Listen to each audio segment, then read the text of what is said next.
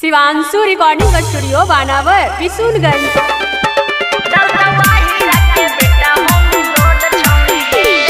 DJ Kundan Raj mix by Roshan Pujari. ये नाम है उमरिया हो जाते मत उड़ के छन भर में जाई तो जवानी तोर बूढ़ गे छन भर में जाई तो जवानी तोर बूढ़ गे। ये नाम है उमरिया हो जाते मत उड़ के छन भर में जाई तो जवानी तोर बूढ़ गे। नशा दे तो तोरा रोड वाला बोट छौड़ी गे डाल तो वाही रखे बेटा होमी लोड छौड़ी गे डाल तो वाही रखे बेटा होमी लोड छौड़ी गे। डीजे कुंदन राज ये छन भर में जाई तो जवानी तोरा तार गे डाल तो जाबाया ही राता जाई मी पसार गे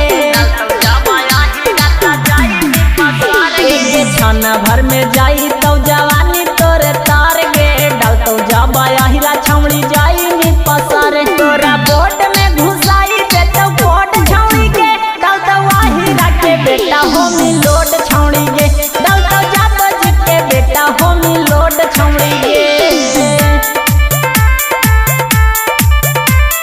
डीजे कुंदन राज सूखल हो दिया में पानी दे तो भर गे सह नहीं पैनी छौड़ी जाई मी हार गे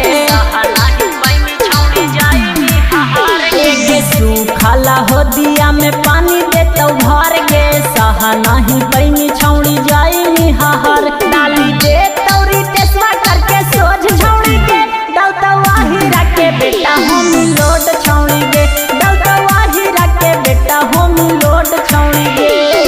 शिवांशु रिकॉर्डिंग स्टूडियो बानावर बिशुनगंज।